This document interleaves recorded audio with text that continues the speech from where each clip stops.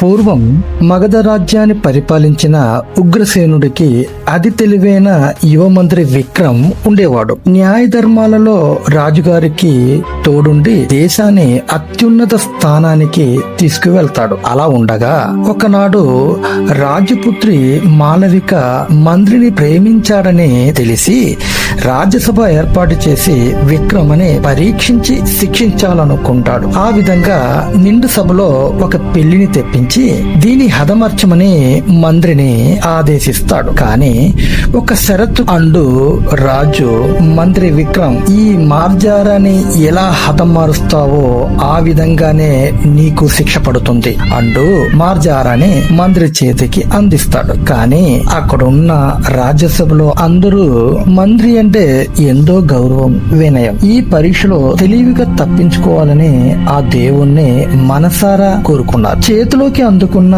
విక్రమ్ ఒక క్షణం కూడా ఆలస్యం చేయకుండా ఆ మార్జారాన్ని తోక పట్టుకుని పైకి లేపి కత్తితో తలని ఖండిస్తాడు. అంతే, ఒక్కసారి హర్షారవంతో సభ అంతా మారుమోగింది. రాజు కూడా ఎంతో సంతోషించి తన కుమార్తెని వివాహం జరిపిస్తాడు. చూశారు, మంత్రి శిక్షలో నుంచి ఎలా తెలివిగా తప్పించుకున్నాడో. కారణం మంత్రి విక్రమ్ కి తోకలేదు కదా.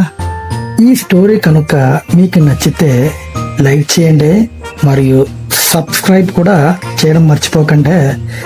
మరి కొన్ని మంచి మంచి స్టోరీలతో మీ ముందుకు వస్తాను. బాయ్.